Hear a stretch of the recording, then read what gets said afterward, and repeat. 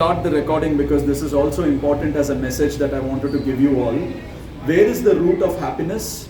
Where is the root of unhappiness? Imagine that this is a scene. Did we create this scene? This scene existed independent of us.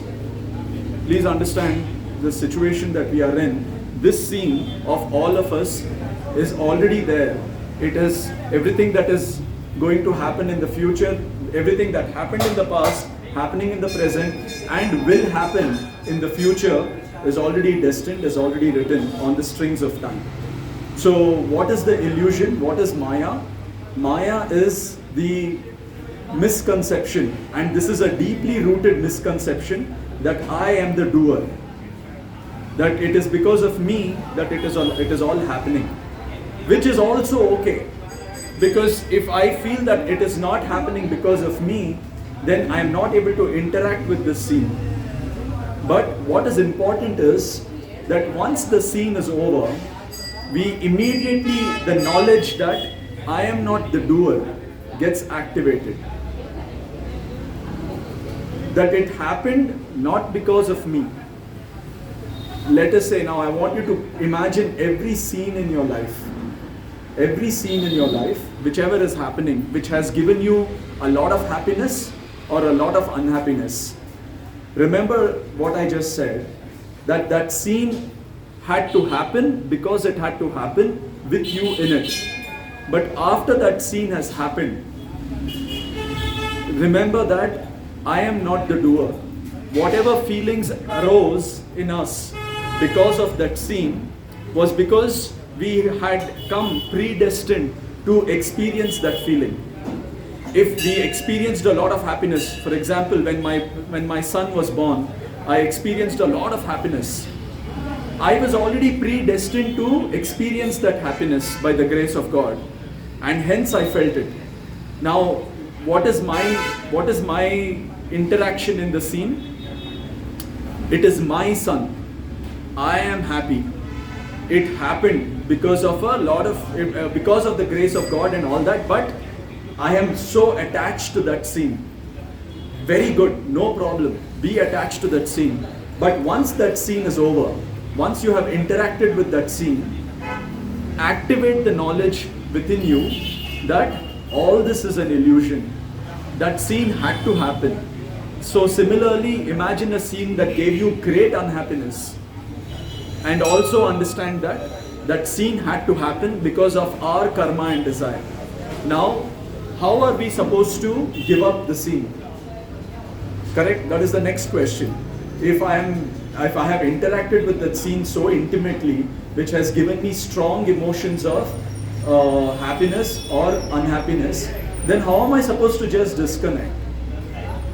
So, it is the way in which we are supposed to disconnect is by giving up on certain coordinates of karma and desire, which is part of our linga code. How do we give up on certain aspects of our karma and desire? When everything that makes it reality for us. What is making this scene a reality for us? I am here, this recording is happening, Lord Hanuman is behind me, all of you are sitting here. I am experiencing certain emotions, you are experiencing certain emotions. Now, I feel that I am the doer. Nothing wrong with it. I mean, I'm not feeling it. I'm feeling that, it is happening through me. But when I get out of here, when I go out of the temple, what is the emotion that I carry within me? I did something divine. I'm experiencing peace of mind. The scene went so well. Immediately activate the knowledge that it just had to happen. If I was not sitting here, somebody else would be sitting here because Lord Hanuman has appointed me. If I was not on the path of spirituality, it wouldn't have been me, it would have been you. But what do I feel? It happened because of me. So similarly, when you walk out of this temple, remember that the scene had to happen. Because of the grace of God, you are on this path and you are listening here. Okay? So, biggest lesson for us is we are not the doers. It is happening because it was predestined to happen. Once the scene has happened, disconnect from the scene. If you are feeling happy, unhappy, whatever it is, bring that emotion into your awareness. Put that emotion in front of you. Ask yourself, what are you doing? What are you feeling? Then ask yourself, who is feeling it? If the answer comes, I am feeling it, then no, it is the character Anil. For me, it is my character Anil which is feeling it. I am not the one feeling it. If it happened because it was meant to happen. So I am disconnecting from that scene now. I am going back to Shunya, neutrality. So keep going back to Shunya. The second message that I had for you all is, how do we know we are close to God? How do we all know? There must be a test, okay, that we are close to God, or our soul is close to God. Okay, let me rephrase that. How do we know that our soul is close to God? Now, I came, we sang Hanuman Chalisa, we sang the bhajans, we did all of that. And I leave from here. Once I leave, Maya will take over, world will take over. I go back to my house, my parents will say something, my wife will say something, my son will say something. I will have a few mails to check, my customers will say something, my reportees will say something, my manager will say something, Maya will take over. My soul is completely disconnected from Lord Hanuman, correct? For all of us, correct? So how do we know that all that we are doing now has brought us close to Lord, has brought us one step closer to God or not? What is the litmus test? How today will you say you are close to God? Are you close to God? I feel even though you're affected, maybe you're able to come back to you, like see that as okay, it has to happen, or like that unaffectedness. Like but it is not happening, no? Yeah, if it doesn't happen, then you're not connected so close. No, don't be so harsh on yourself. There is a way in which you can say that you are connected to God. How is that? A lot of people say Nam Japa. Continuously, if it is happening, then you are close to God. Yes, to a certain extent for the rishis and munis also, or for those who are in the path. But we can't be doing continuous Nam Japa because we have work to do, right? I go back and then work takes over, and that could be all kinds of work. I mean, my peace of mind where I'm able to detach is only after maybe 10 p.m. where I say, okay, that's it. I close my laptop, I switch off my everything, and I say I want this time to myself. But throughout the day, I feel I'm not connected. And a lot of Swamijis and Gurujis say, Nam Japa will bring you closer to God. But you can't do Nam Japa, no? I have to, respond to mails. I'm making certain PowerPoint presentations. I know certain things are happening. Everybody's calling me. I'm calling someone. I'm in sales. So I have to do what I have to do. I'm not able to switch off till the time I shut it down. So how do I know I'm close to God? So one of the things is to do Nam Japa. When I retire and I know that I have nothing else to do in my life and I do Nam Japa, then it will bring me closer to God. But what is the other way to say that? Because okay, please understand the second thing also aspect here is that even when you do Nam Japa, first aspect is if you are trying to do continuous Nam Japa while you are doing your work, you are not doing you're not being completely honest with your work, right? You're not doing nishthavan work.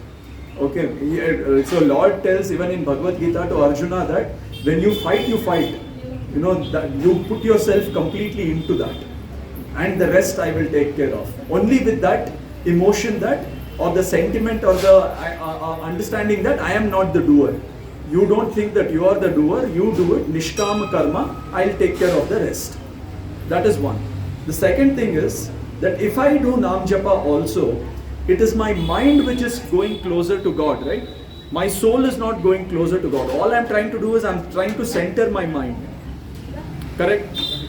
Even if I'm trying to detach, like you said, what am I trying to detach? I'm trying to detach my mind from it. Right? So, how do I know that I'm closer to God? the litmus test is that whatever I am doing, if I am unaffected by it, then my soul is anchored in Lord Sri Rama and Lord Hanuman. Which means that whatever I do today, if I stay indifferent from it, whether it gives me happiness, whether it gives me pleasure, whether it gives me sadness, whether it gives me grief, whether it gives me anxiety, whether it gives me whatever emotions that I am feeling today, because of the work that I am doing, I bring those emotions into my prefrontal cortex or into my awareness, and I say that, you know what, I'm detaching myself. This is not, I'm a part of, my Atma is an ansh of Paramatma, and hence this is just those predestined emotions and acts that is happening, and I distance myself from it. That is your litmus test. Very, very, very difficult.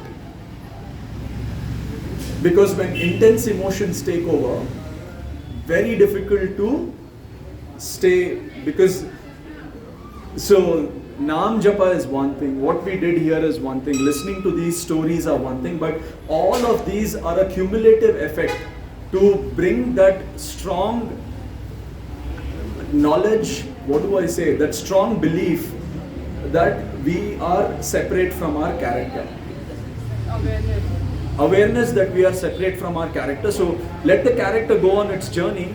I am different. I am detached from it. So with that, today we will talk about this chapter is again a very, very mysterious chapter. It is not you will not, if you haven't understood everything that we have spoken about so far, then it is kind of difficult if I talk this over, and you should be able to understand it also. So this chapter is called The Immortal Lord Hanuman talks about the marriage of Lord Ram and Devi Sita. Okay. What do we know about their marriage? That Sri Rama goes and breaks the Shiva sand.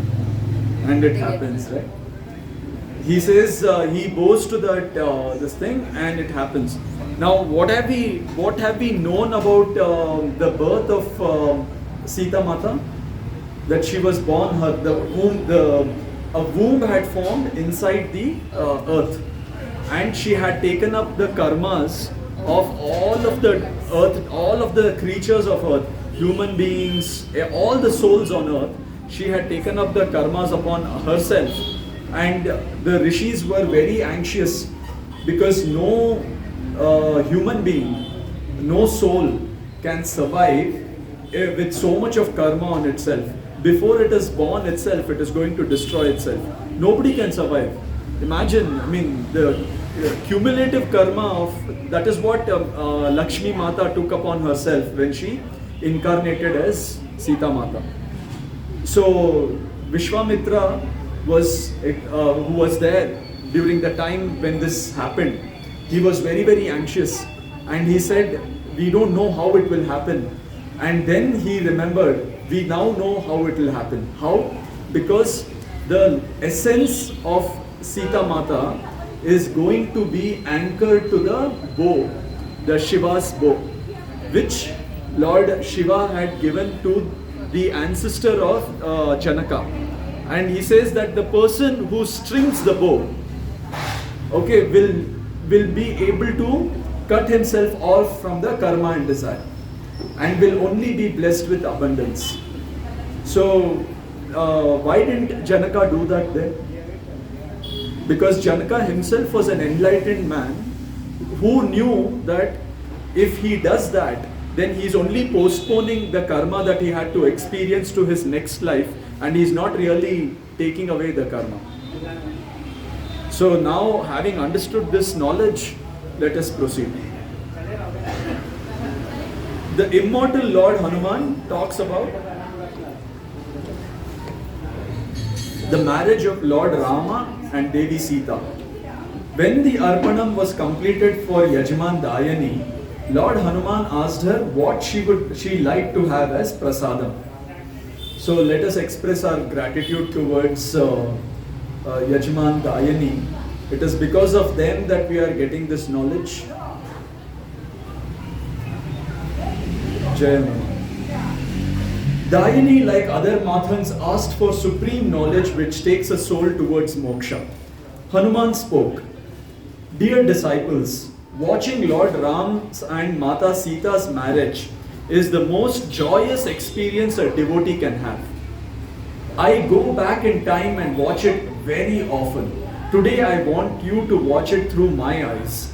Whenever I go back in time to watch the meeting of my Prabhu Ram and Mata Sita, I also get to see some instances from their childhood which are related to the event of Swayamvara of Mata Sita. In one such instance, I see Prince Rama, Lakshmana, Bharata and Shatrughna when they were about the age of 7 years. The bell of lunch had just rung in the royal palace of Ayodhya. Prince Rama, Bharata and Shatrughna had already come out of their rooms. They had been waiting in the hallway for Lakshmana, who was still inside Devi Sumitra's room. Prince Rama started staring at the door of that room as though trying to open it with the power of his mind. "Bharata, just watch. I am going to open this door," said Prince Rama. Bharata and Shatrughna looked at the door curiously. Then suddenly the door opened and Lakshmana came running through the door. "See, I did it. I opened the door," said Prince Rama. But Bharata and Shatrughna started laughing. Lakshmana said, "What's the matter?" Bharata said, Brother Ram says he opened this door and not you." Lakshmana said, "Of course I opened the door." Prince Rama again claimed, "I opened the door." Prince Lakshmana exchanged a mischievous look with Prince Rama and smiled. Then both Rama and Lakshmana turned to their other two brothers and together said, "I opened the door. I, the Paramatma." Bharata and Shatrughna understood the matter. They jointly said, "And I agree with that. I, the Paramatma." All princes laughed and proceeded towards the dining room. Actually, the 4 princes of Ayodhya had been cracking the Paramatma jokes since the day they learned about the Paramatma from their guru. Who was their guru? Vashishta. Yeah, Lord Vashishta. They had learned that Paramatma or the absolute soul is one, and Paramatma pervades through everyone and everything. They had also learned that Paramatma can only be addressed as I and not he or you. If you imagine something and say he is the Paramatma, then who is the one who is imagining the Paramatma? If the Paramatma pervades through all, then how can the Paramatma who is imagining the Paramatma be separate from the Paramatma? You understood, right? You didn't understand. So imagine I am saying that he is the Paramatma, you are the Paramatma. If I am saying that you are the Paramatma, then what am I? You're also there. I am seeing, see, the thing is, he exists in all of us. If I say that he exists in all of us, this is one of the stupid logics that a lot of Islamists give. They'll say Allah is there in everybody. But they will say, because you don't believe in Allah, you are a kafir. Which itself is a dichotomous this thing, right? Because this word of kafir is very strongly existent in the Quran. Who is a kafir? One who doesn't believe in Allah. Who is Allah? He is the Supreme Lord who exists everywhere. If he exists everywhere, he exists in us also, no? Then how is he different from us? So, and this is where Sanatana Dharma is different. Where we are saying that Paramatma cannot be imagined as he or you, which is different from me. Because I am the one who is seeing the Paramatma who is also existing in me. What does Guruji, Ishan Mahesh ji, what does he say at the beginning of every video? आप सभी के हृदय में बसे प्रभु श्री राम को मेरी Ram Ram. Which means I and Namaste is also the same thing. In our culture, when we say Namaste, he says Namaste means I bow to the Supreme in you. The Supreme in me is bowing to the Supreme in you. right?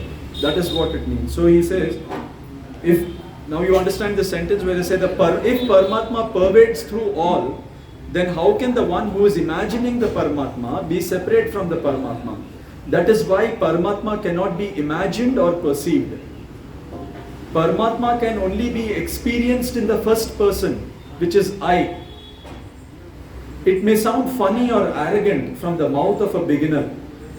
So there are two, Aham Brahmasmi and Tattvam Asi. Aham Brahmasmi is the Advaita.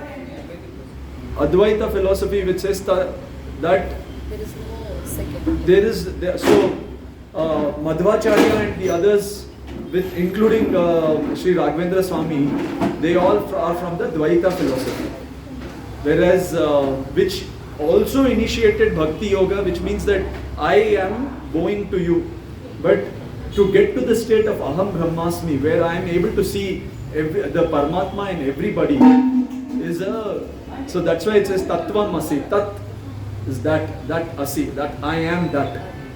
Which means that I cannot be different from you. Which is what Swami Vivekananda experiences during his enlightenment, where if you remember the video that I forwarded, he says that a horse carriage is coming at me. The first instinct is to move away from it. But I see that as a part of me. I see the light pole as a part of me, and I don't know what is reality anymore, that I have to hit my head on the light pole to say that no, that is different from me. Because the sense of I has expanded so vastly that it is encompassing the entire world around me. So that is actually the state of Nirvikalpa Samadhi. It may sound funny or arrogant from the mouth of a beginner to say I am God, right? But it is not so, because you may be tempted to say Paramatma is inside me, or I along with the universe is inside the Paramatma. But both these expressions are wrong. When a guru tells about the Paramatma to beginners, they try to imagine the Paramatma. There is nothing wrong with imagining if your imagination is such that it takes you towards the experience of I am Paramatma. Usually beginners imagine Paramatma in two ways. Some imagine that Paramatma is some kind of invisible thing or being which resides in each individual. Others imagine that Paramatma is one huge thing inside which the entire universe plays out. Both of these imaginations are incapable of taking you towards the experience of Paramatma. So that is why Nirvikalpa Samadhi. Why? Because I can say I am God. I can say I am Paramatma, and I can say that you are also the Paramatma. But we still reside in the ego. Which means in Savikalpa Samadhi, your Chetana, the life of you is still inside this body, and through the ego of the mind body, I am able to experience the oneness of the universe. In Nirvikalpa Samadhi, I have no body, I have no ego, I have no self. When I don't have any self, then I move out of the web of time and space, and I am really able to realize the divinity of Paramatma. Can I get it by imagining it? It is like saying I am thirsty. Please quench my thirst if I keep imagining water. I will imagine rain, I'll imagine ocean, I'll imagine rivers, I'll imagine water in a glass. But will it quench my thirst? Similarly, it is only the experience of Aham Brahmasmi which will actually help me in understanding the concept itself. Otherwise, this is just like me imagining water and thinking that my thirst will be quenched. When Devi Kaushalya heard the princess cracking jokes over the topic of Paramatma, she gave them an imagination of Paramatma which would take them towards the experience of Paramatma.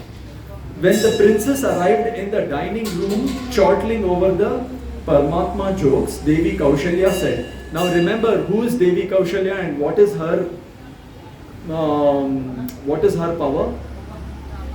The strings of time. Yeah. So Raja Dasharatha had conquered the fluid of space, which is matter, which means that he had control over Indra. He could have gone, because when you deny what is destined for you, you continuously deny. Right? Let's say what is destined for you? Happiness of a roof over your head, happiness of the 4 meals or 5 meals a day. All that happiness, if I'm denying, what am I essentially doing? Denying. You are denying what is destined to you. And so you enslave Lord Indra, who is supposed to give it to you. And and Raja Dasharatha had done that. Now, what happens to Mata Kaushalya is that she had the power of having the control of strings of time. What is strings of time? Strings of time is experience. If imagining it from a theater, so you have the images. The projector is images. The images are your fluid of space. The white screen of the theater is your strings of time. It is only when the fluid of space falls on the strings of time that you get an experience. So Mata Kaushalya was supposed to have the experience of a garden, and royal garden, so beautiful, the scents, the sounds, the sights. But she says she detached herself from the experience so much that all she saw was a white screen. And therefore, who does she have the power over? Kaladeva. So while Lord Vishnu has appointed Lord Indra as the disperser of fluid of space, Lord Shiva has appointed Kaladeva as the disperser of experience, and therefore the master of strings of time. Okay, so now in this context, Lord Rama, the avatara of Vishnu, could have only been born to parents who had control over fluid of space and strings of time, and therefore Mata Kaushalya says, she says, okay, Devi Kaushalya says, it's not a matter of joke. I really opened the door. I mean, I, the Paramatma. I was the one who stared at the door in the form of Rama. I was the one who opened the door in the form of Lakshmana. I was the one who made a joke out of it in the form of the 4 royal princes. I am the one who is chiding over the joke in the form of Kaushalya. I, the Paramatma. So what is she essentially doing? She is bringing every aspect of the experience into her own self. And she is still detaching herself from the experience and attributing it to Paramatma. Do you understand what is happening? Right? If I say that I am reading this book, I am reading these stories, you are experiencing you are listening to these stories and experiencing some emotions. Somebody else is having some other emotion. So I, the Paramatma, is telling these stories. I, the Paramatma, am also experiencing, listening the stories through you. And I, the Paramatma, is through the Mata there, experiencing having the experience of winding up everything. So everything is me, and therefore I am also the Paramatma who is encompassing all of the world that is happening around me. Understood? So she says, this made the princess giggle again. Imagine 7 years old, or if you imagine that they were born 1 year apart also, they are just 8 years old. And imagine having the maturity of an 8-year-old, right? Now, for them, this statement of Devi Kaushalya was hilarious. Devi Kaushalya thought it best to join them in this laugh for the time being and resolved to correct them after the lunch with the help of her yogic instruments. As I told you earlier, Devi Kaushalya was a great yogini. She had enslaved Kaldeva, the god of time. She had obtained special mirrors from Kaladeva, which were called the Ekam mirrors. Unlike any ordinary mirror, Ekam mirror won't show the exact reflection of the person standing before it. It would vary the reflection slightly. If a person is smiling in front of it, the mirror would show him as sad. If a person is sad in front of it, this mirror would show him crying. If a person, thank you. If a person is crying in front of it, it would show him as laughing, and so on. An ordinary mirror shows us good and bad features, thereby strengthening our limited body identity. I look pretty, my eyes are beautiful, I hate my nose, and so on. The Ekam mirror would show a slightly different version of the person standing before it, thereby leading to the realization, I may not be what I think I am. So Ekam mirror was a yoga instrument. Devi Kaushalya had these mirrors fixed on the inner walls of her meditation room called the Ekam room. It was a crystal shaped room in the middle of which was a place for one person to sit. You understood? There was a room called the Ekam room, and the person sits in the middle of that room. After lunch, she decided to show this room to the princess. First of all, she sent Prince Ram inside with the instructions. Ram, you will find 4 levers right in front of your seat. First of all, if you don't get scared of what you see, you can pull the yellow lever, then the blue lever, and then ultimately the big red lever. Okay, first of all, you have to pull the white lever towards you. If you don't get scared, then of what you see, you pull the yellow, then the blue, and then the big red lever. If you get scared, push all the levers away from you. Prince Ram went inside and saw that the room was very calm and peaceful. There was nothing to be scared about. Every inch of the inner walls was covered with curtains. There was pin drop silence. He took the only seat placed in the center and had a good look at the crystal shaped room.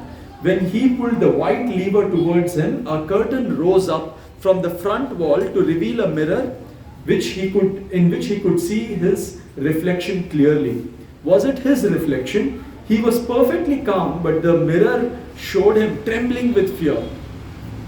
Just to be sure of himself, he smiled. But the mirror did not show him as smiling, it showed him sitting in utter sadness.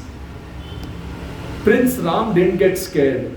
He probably took it as a game. Just to play with the mirror, he laughed. But his reflection in the mirror started crying. He said, I am Ramchandra. His reflection in the mirror said, I am Annamitra. He smiled again.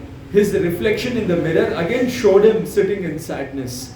He pulled the yellow lever towards him. Another curtain rose to reveal another mirror which was placed at a certain angle with the first mirror. The second mirror didn't show his direct reflection. Rather, it showed the reflection of his reflection in the first mirror. So the second mirror was at an angle to the first mirror. So the second mirror was showing the reflection of what he was seeing in the first mirror. Now Prince Ram started smiling. The first mirror showed him sitting in sadness. The second mirror showed him gritting his teeth in anger. When he laughed, the first mirror showed him crying, while the second mirror showed him violently punching in the air. Now he pulled the blue lever, which revealed another mirror placed at such an angle that it showed the reflection of his reflection in the second mirror. When he smiled, now the first mirror showed him sitting in sadness, the second mirror showed him in anger, and the third mirror showed him laughing. He understood that these mirrors were showing distorted reflections, and they were placed such that only the first mirror showed his direct reflection. The second mirror showed the direct reflection of the first mirror, And the third mirror showed the direct reflection of the second mirror. He now pulled the big red lever which revealed all the 108 mirrors in the room fixed at different angles, so that the 108th mirror which would show the reflection of the 107th mirror. The 107th mirror would show the reflection of the 106th mirror, and so on. He sat smiling in the center of the room, but his reflections in the 108 mirrors were showing him in different states of emotions like sad, angry, violent, dancing, giggling, singing, winking, etc. When he spoke, I am Ramchandra, his reflections in the 108 mirrors spoke 108 different names and not Ramchandra. He thought it to be a nice game and spent good half an hour exploring it. He didn't get scared. He came out of the room laughing, smiling, Devi Kaushalya then sent Lakshmana, Bharata and Shatrughna inside one by one. Each of them came out in less than 5 minutes. Lakshmana was disconcerted. Bharata and Shatrughna were horrified to know about mirrors which showed them with distorted reflections. She allowed them time to absorb and ponder upon what they had seen in the Ekam room. In the evening, when they came out in the garden for playing, she asked, "Oh my beloved children, do you find yourself closer to the experience of I am Paramatma, or is it still a matter of joke for you?" Only Prince Rama was able to relate the Ekam room experience with the teaching of the Paramatma.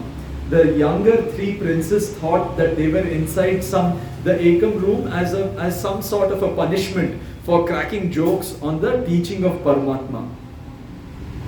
And they are 7, 8 years old, okay? I have a 9-year-old son and I know the level of their maturity. So Kaushalya Mata has done excellent over the strings of time. Like she was, whatever the situation was there, she was not getting affected. So when Ramchandra went for Vanvas, what we have seen in movies is she was crying a lot. So she should not cry because she knows it was predestined that. Correct, she didn't. She had to show to the people around that she was crying. Her character has to play out. Now imagine what would history have said if they said that Prince Rama went and Mata Kaushalya didn't cry, Prince Raja Dashratha didn't cry. Raja Dashratha enacted a great play of a game that his character underwent severe emotional distress and he died out of it. But there will be how many people who will understand that they were playing a character. Rather, if they would have not tried, then people would have thought we were so strong, we are so detached with all the emotions. How many would have felt that? Many would have wronged it. No, the thing is, how many would have that supreme knowledge? You understand? How many have that knowledge? Even if today, let us imagine, okay, in Treta Yuga, the level of consciousness was higher. But even then, how many do you think would have had this supreme knowledge of understanding this? Very few, counted few. I'll tell you an example. My mother, she's a very strong woman. I haven't seen her crying and all, okay. I don't know if it affects, like, it definitely affects, like, many things in the house, whatever is happening in my life and my sister's life, it affects her. But I've never seen her crying. Sometimes I think, how can you be so selfish? But she can't express. She does cry. I've seen her crying, going to the garden, I've seen her crying, but she can't cry in front of people or she can't express. So I had thought that she's a selfish woman. Like, I've thought about my mother that how can she be not affected? She's such a selfish woman, or how can you be not expressive? Like, you get that? So, everyone, all of them played a great play. And it was not that they allowed their characters to feel in full emotion, and that's the reason why I said before this chapter that it is going to be very difficult for those who have not understood it till now to understand what is happening here. So Prince Rama asked, Mata, is the Paramatma sitting in a room like the Ekam room, and billions of living beings are just his reflections on the walls of that room? Devi Kaushalya smiled and said, I am the Paramatma. I am sitting right here. Everything around me, the trees, the flowers, the birds, the animals, the human beings are nothing but my reflections. The three supreme powers, Brahma, Vishnu, Shiva, are also my reflections. The 7-year-old Prince Rama said, I am the Paramatma, and Mata Kaushalya is merely a reflection of mine on an invisible mirror. And that reflection also says, I am Paramatma. Am I the real Paramatma, or am I also a reflection? Do you understand what he asked? Yeah. So imagine at the age of 7 to have asked this question. Did you understand what the question is? Let me repeat the question. A 7-year-old Prince Rama asked, I am the Paramatma, and Mata Kaushalya is merely a reflection of mine on an invisible mirror. Right? And that reflection also, what is that reflection saying? I am the Paramatma. So, okay. You are my reflection. If I have to believe, we'll just enact it out, right? I am Paramatma, you are my reflection. What are you saying? I am Paramatma. You are also saying I am Paramatma and you are my reflection. Now the question is, then who is real? Am I the real Paramatma and you are my reflection? Or are you the real Paramatma and I am your reflection? Because imagine he has just come out from that Ekam room and he has only seen reflections. So what initiated that reflection? Him smiling, him sitting and smiling, and him saying, I am Ramchandra, that initiated the reflection. Now it was very clear to him that I initiated and I am the Paramatma and all of them are my reflection. Now I meet one more person. He says, no, sorry, I am in that room, I am in the center, you are the reflection. So now he is wondering, then who is the Paramatma and who is the reflection? Right? Understood? No? Getting to understand. See, in a room, I am in the center. And everything happening is a reflection. One person is laughing, one is giggling, one is crying, one is dancing. It is all I am saying that I am the Paramatma and all of this is the reflection. Now you are also saying that I am the Paramatma. And what are you saying? You are my reflection. Correct? So now the question is, who is in the center of the room?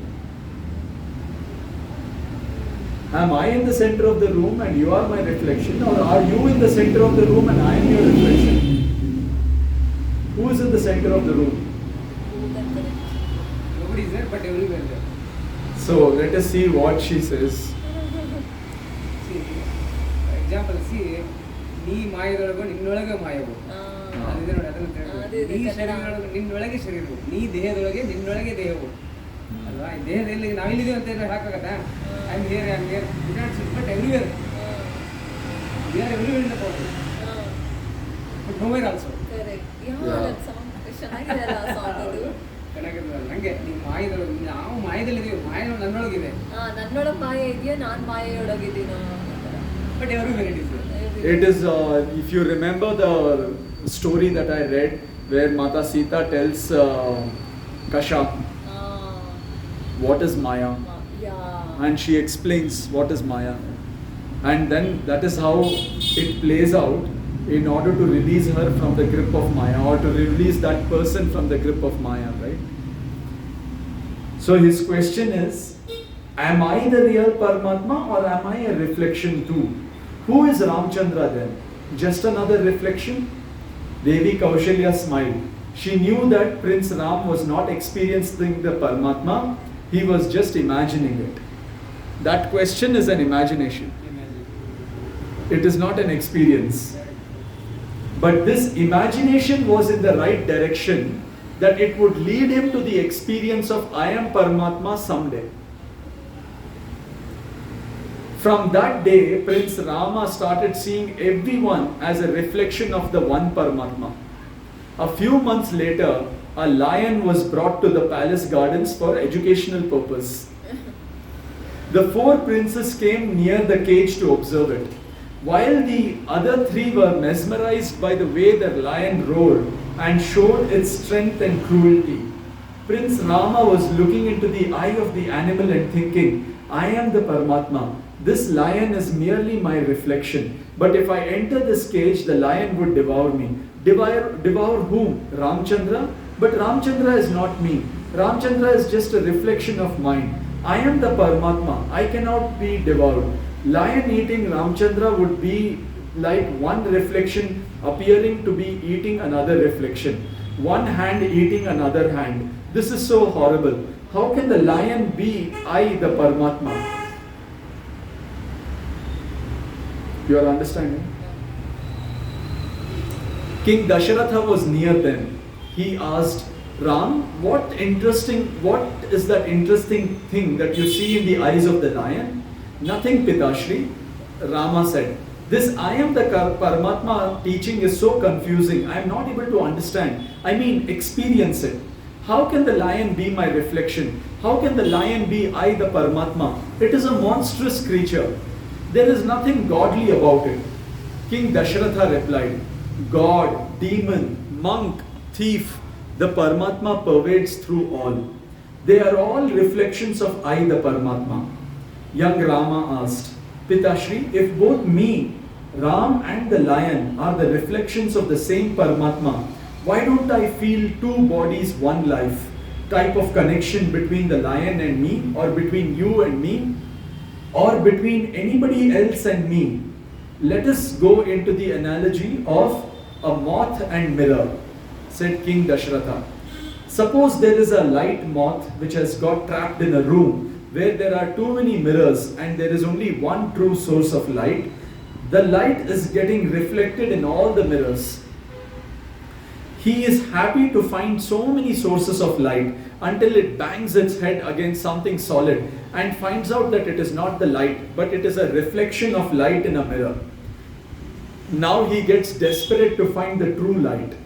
He bangs his head against mirror 2, mirror 3, mirror 4 and so on.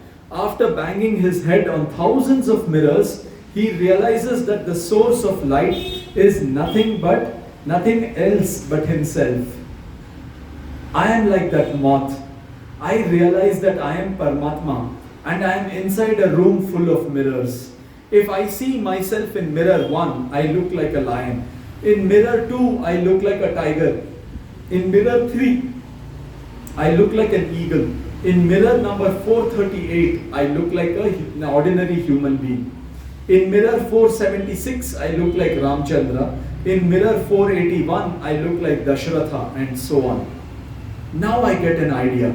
Why can't I stand in such a position that I see my reflection in two mirrors at the same time?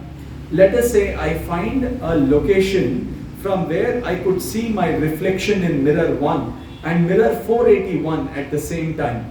I could see myself as lion and Dasharatha at the same time, two bodies and one eye. Then I realized that mirror 481 and mirror 1 are way too apart.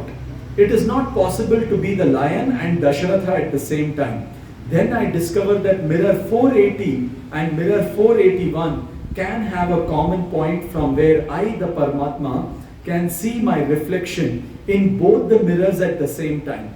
In mirror 480, I see Devi Kaushalya, while in mirror 481, I see myself as Dasharatha at the same time. Two bodies and one eye. The soulmates. These two reflections, Dasharatha and Kaushalya, are called soulmates of each other. O Ram, did you understand?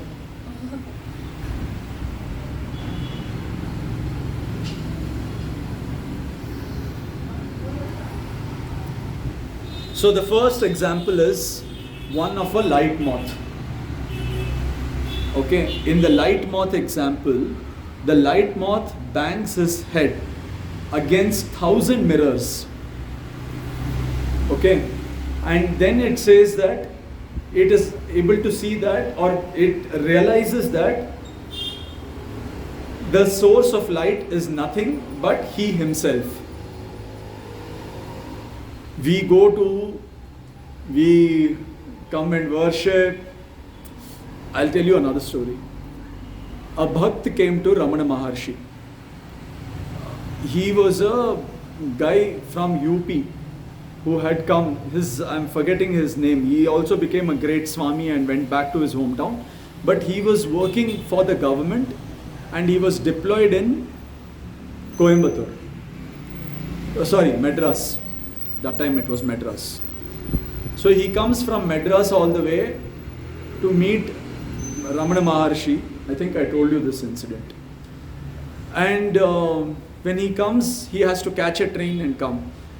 He was a great devotee and he kept praying.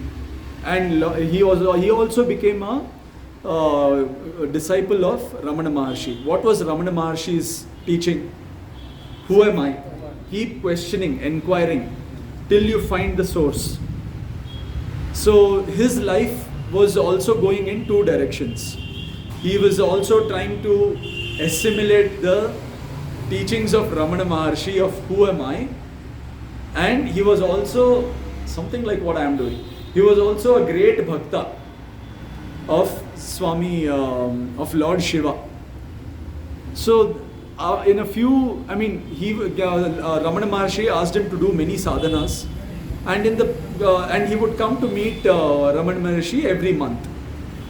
So he didn't come for 3 months because he started feeling guilty that he doesn't feel like doing prayers, he doesn't feel like going to the temples, doesn't feel like doing Nam Japa. He used to continuously do Harinam Japa. Now he doesn't feel like doing Harinam Japa. So he felt guilty. Then he said, no, I have to talk to Guruji about it. And he came. When he comes, they say that, Ramana Maharishis, they have closed down the canteen. And the sevakas there who are living in the ashram, they said, oh, we have closed down. There is nothing, there is no more food. Ramana Maharshi comes out and he says, there is food, go search there. There is food. So open this thing, he has come from far, give him food. So they go there, they find food miraculously and he eats, and then he says, okay, come.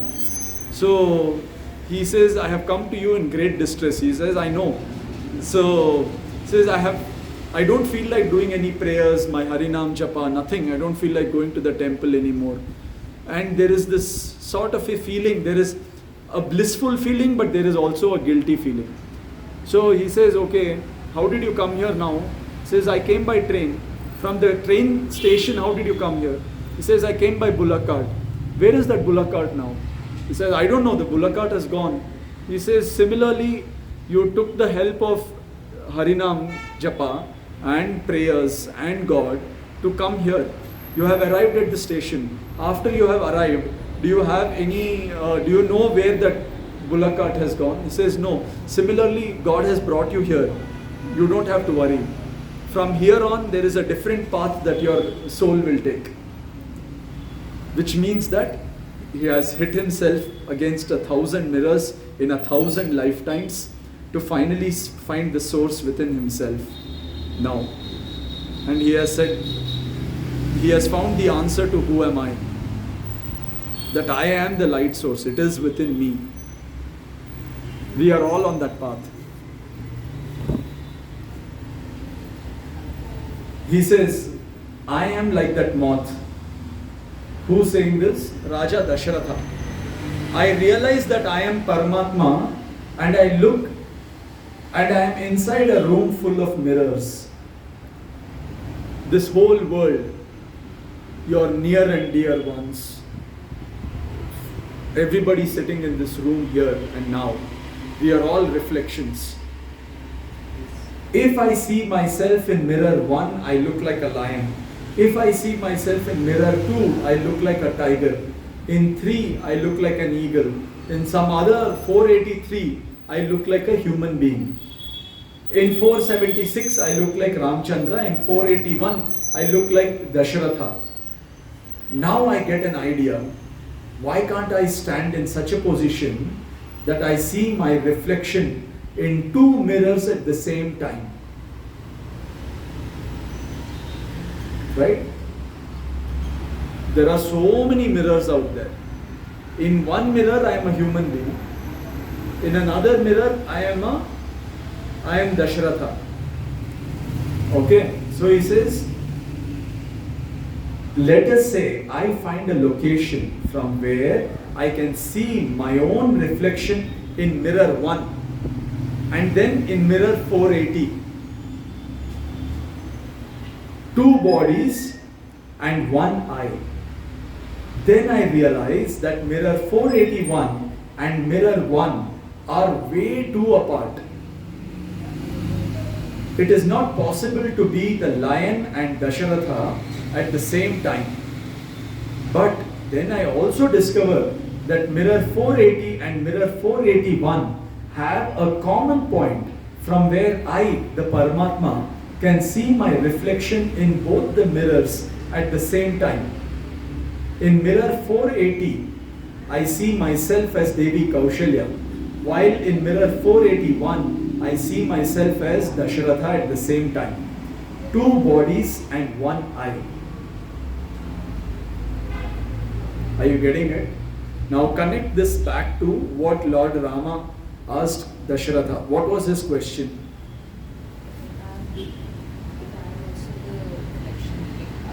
Who is the Paramatma? I'll give you the mic if you want to talk so slowly. He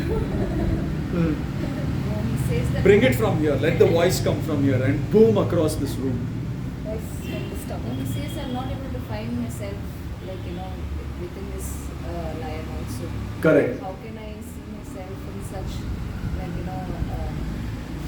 In a monstrous creature like this, I am not able to see my own reflection. Correct? So that is when, how does Dasharatha explain it? He says, number 1, you have to find that source of light within yourself. From where I can, so that is the path to enlightenment. But besides that, there is also, so that Ekam room, Ekam mirror game acts as 2 things. 1, it gives you the pathway towards enlightenment in oneness, where the sense of I expands to encompass everything, right? How does it do that? It shows that you're in every reflection you are there. I, the Paramatma experience is there in every reflection. But I am also disconnected because I don't find myself in another person's body. But what Raja Dasharath says, there is a point in space-time coordinates where if I stand, I will get that 2 souls or 2 bodies, 1 soul experience. And I get that with Kaushalya. And so the 2 bodies, 1 eye, the soulmates, these 2 reflections, Dasharatha and Kaushalya, are called soulmates of each other. O Ram, you too might find your soulmate someday. When you see in the eyes of your soulmate, the experience of I am the Paramatma would be the clearest. There will be no confusion. No why, how, if, then would cloud your experience. O Mathams, Mata Sita too realized at a very young age that there is only one Paramatma. She used to play a game called the Devil's Pond in childhood. Like chess, this game is also played between 2 players.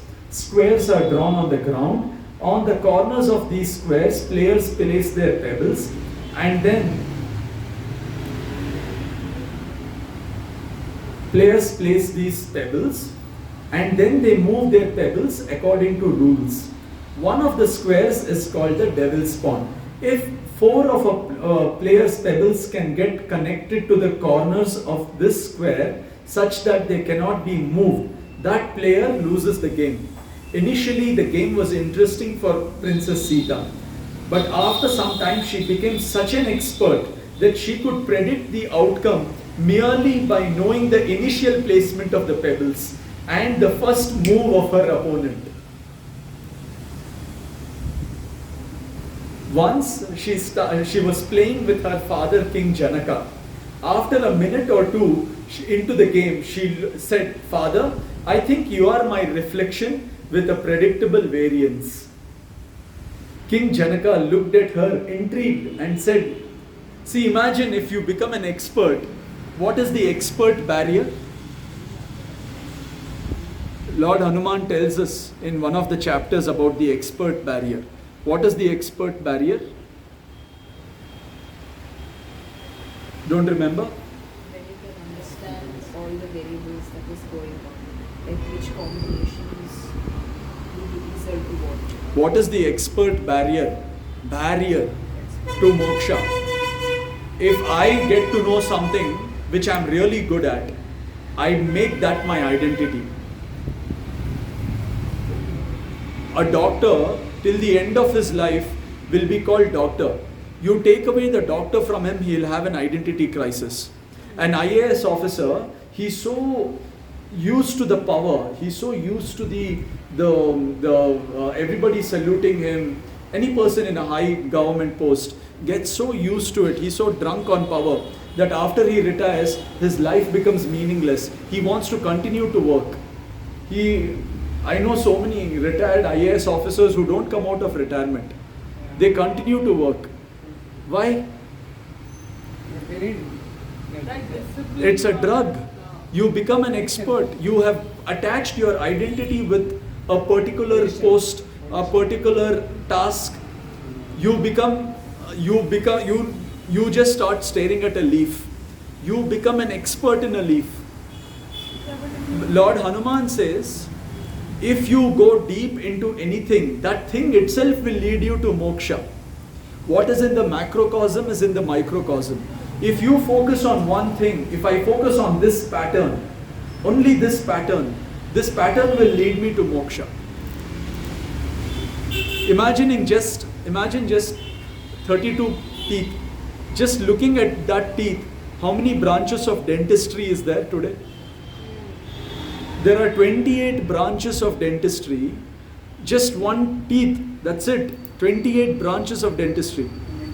If you go into this itself will lead you to moksha. However, 99.999% of human beings are not able to cross the expert barrier because they attach themselves to the identity of an expert. And they never attain moksha. What about the politician? They still die, they will be in position. I mean, forget that. How many scientists do you know who have attained enlightenment? They have gone deep into it. But have they gone deep enough to have the godly experience and attain moksha? They have become physicists, theoretical physicists, expert physicists, Nobel Prize winners. But they have studied it so much that they have become an expert in it. But did they attain moksha? You know, if you remember what the bleep do we know? He says that when the Spanish conquistadors, their ship arrived and the ship was there on a little away from, it had anchored in about a few kilometers from the sea. And nobody saw the ship which was right in front of them. They saw a white screen. Why? Because nobody in the sense, the tribals, the shamans. No, wait. The tribals, the people who were there, the Janjati, the guys who were the native South Americans, Mayans, they never saw the ship which was right in front of them. Why? Anything that you see You are comparing it with what is in your subconscious mind as a pattern. I am seeing this, I can identify steel, this is a square. I am identifying things as I move. What I don't identify, I don't see. There are spirits around us. We are not able to see them. Why? So you are saying that boat, they never saw any boat? They never saw a boat, a ship, huge ship, right in front of them. But the shaman, he saw there is some distortion there. He kept hitting his head and seeing it for 3 days. On the 3rd day, he was able to see the ship. That shaman was able to see the ship on the 3rd day. So, what we are seeing is not really what we are seeing. What we are not seeing is far greater than what we are seeing. It is all there in that book's chapter actually, where he says, what is the awareness of yours? The awareness is only in the brackets of your perception. In the brackets of your perception of sight, you are not able to see beyond the 7 colors. You are not able to see beyond those hear beyond those decibels. Elephants can hear, bats can communicate. We are not able to communicate through ultrasound. We can't hear ultrasound or infrasound. We can't see ultralight or infralight. Right? So our perception itself is limited. Otherwise we'll go crazy. Imagine if I'm able to hear whispers happening near the tree. Imagine if I'm able to see invisible beings around me. We'll go crazy. So God has restricted our perception. So he says that now, the reason why I told this was that now if you become an expert in a game, you will only become better and better and better in that game, right? Where do you stop? By being the Grand Slam #1. What becomes your next height to conquer? There are many other challenges to be better in that game, to become the #1 in that game, to achieve something else in the game. But what is Mata Sita saying here? If I get an opponent, if I'm an expert in chess, I get an opponent and in 3 moves I can say how this game is going to go. What will I say? I will say, damn, I'm so good at this. Correct? Like, I know what this guy is thinking. If I become an expert psychologist, I'll say, I know what this guy is thinking. I know his psychology. I know this is something that we should include in our workshop. Because when someone starts telling us, I always am able to see through the person's patterns very easily. I'm able to identify the voids in a person. I'm able to identify what is happening in that person's life, the personality of the person, the things that drive him, the things that will also lead him to unhappiness. I'm able to predict the future of that person in many cases with surprising accuracy. So at that time, what do I say? I'm good at it. But what is Mata Sita saying here?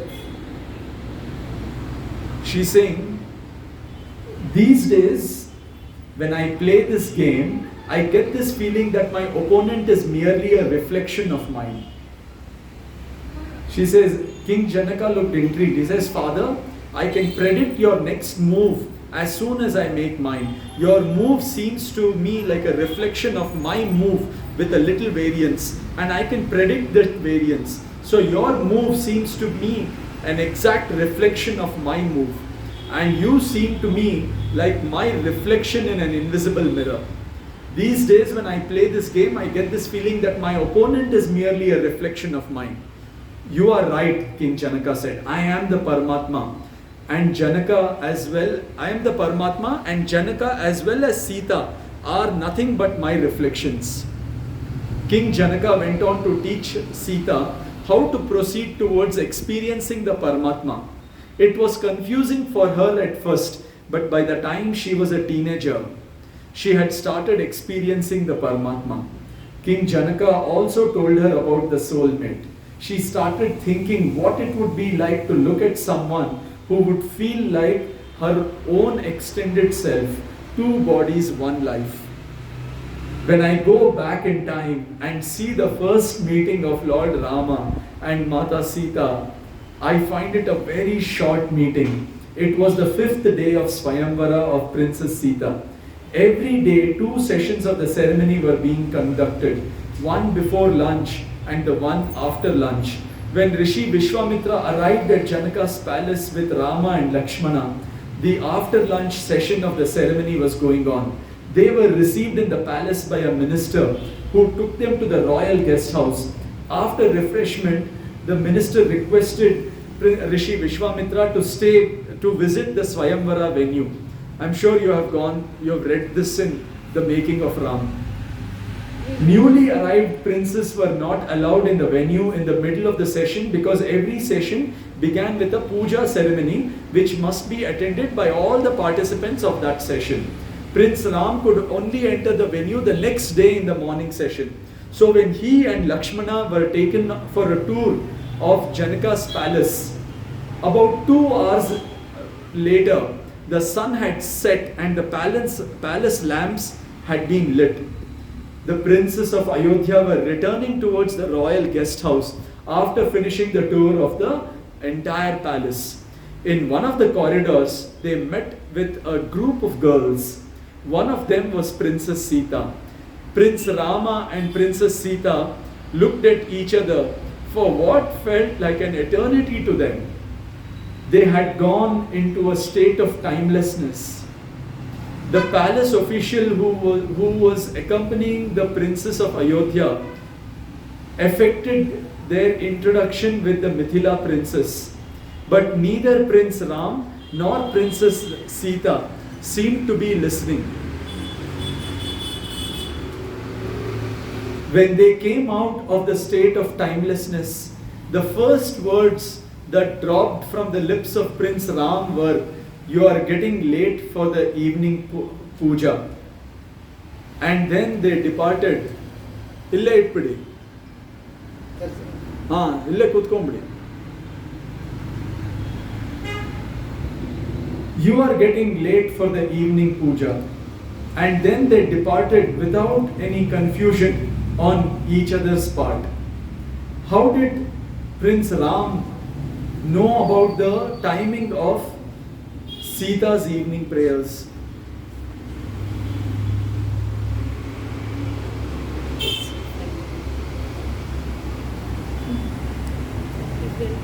Lord Rama and Mata Sita had both described this encounter to me with great pleasure. Both of them said that seeing each other for the first time,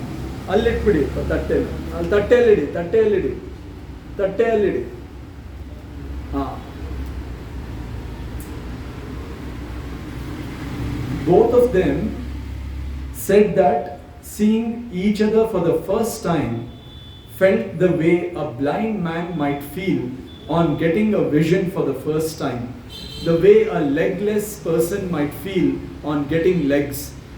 It was a feeling of completeness. They had been imagining their meeting their soulmates since they had learned about it in the course of I Am Paramatma teachings. And when they met, it indeed felt like two bodies, one life. Otherwise, how would Prince Ram know that Princess Sita was getting late for the prayers? The thought of the evening prayer was in Sita's mind, but Prince Ram could feel as though it was in his mind. Their minds seemed to have merged to become one mind. Next day, in the morning session of Swayamvara, Prince Rama was seated next to a prince called Ritushunya, whose turn came before him. The ceremony was in the same inner courtyard of King Janaka's palace, where the rishis had conducted the ceremony of birth of Devi Sita years ago. The Shiva's bow was kept in the middle of the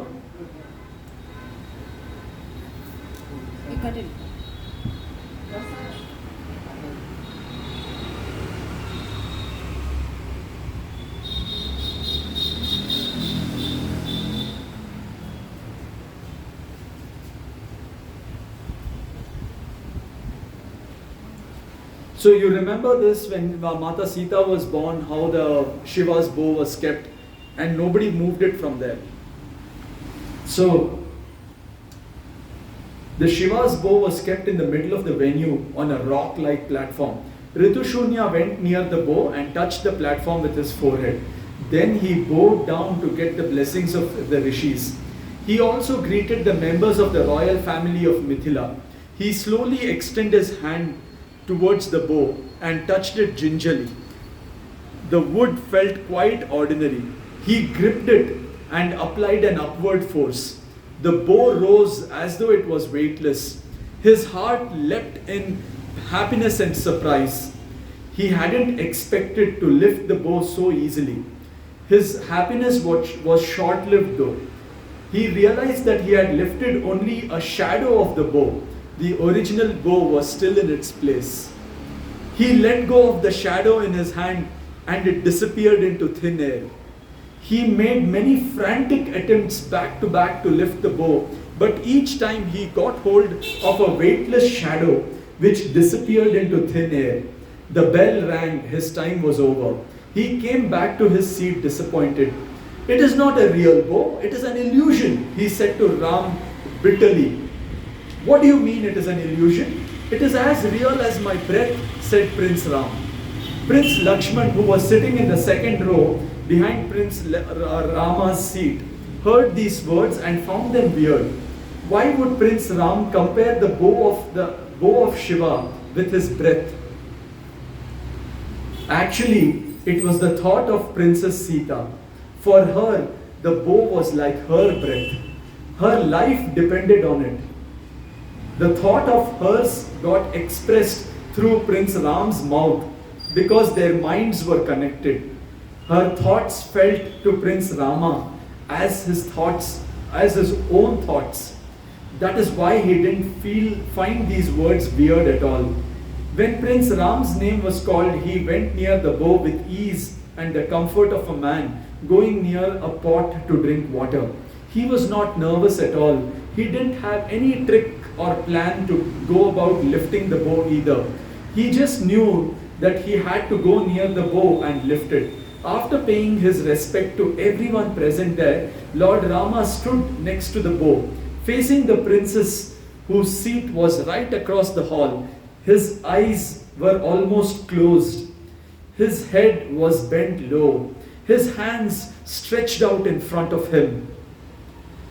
His palms were facing the sky. Everyone was puzzled why he was not lowering his hands to touch the bow. Was he chanting any mantra? But his lips were not moving at all. Was he trying to levitate the bow by using his mind power? Everyone's focus was on the bow. Nobody was focusing on Princess Sita. Nobody noticed that her hands were clasped and placed on her knees in front of her. Nobody noticed that her hands were making the shape of a bow. Her clasped hands reflected her desire of one who should lift the bow. As long as the hands remained firmly clasped, nobody could lift the bow, not even God Shiva himself. And she was not keeping her hand clasped deliberately. It was so involuntary that even she didn't know that there was any connection between her clasped hands and the bow. A few moments later, Princess Sita unclasped her hands. At that very moment, Prince Rama lowered his hands and gripped the bow very tenderly. At that very moment, Prince Rama lowered his hands, gripped the bow very tenderly and lifted it up slowly. Usually a warrior holds the bow from the middle, but Prince Rama lifted it from one end, the end where the string was untied. When he lifted the bow slowly, Princess Sita's left forearm too rose up, while the elbow remained on her knee. Prince Rama tied the string of the bow as though he was tying a sacred thread on a tender wrist. Lord Hanuman concluded his talk.